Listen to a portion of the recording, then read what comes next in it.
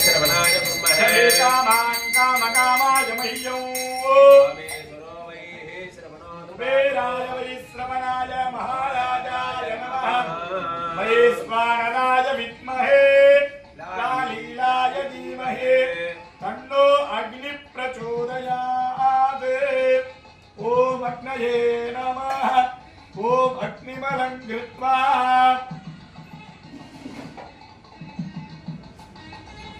இவர் வந்து கடன் தீர்க்கின்ற கடவுளாக அறியப்படுகிறார். மற்றும் இந்த விஷ்ணுமாயாவை பொறுத்த வரைக்கும் விஸ்வரூப விஷ்ணுமாயாவுடைய பெருமைகளை இன்னைக்கு ஃபுல்லா சொல்லலாம்.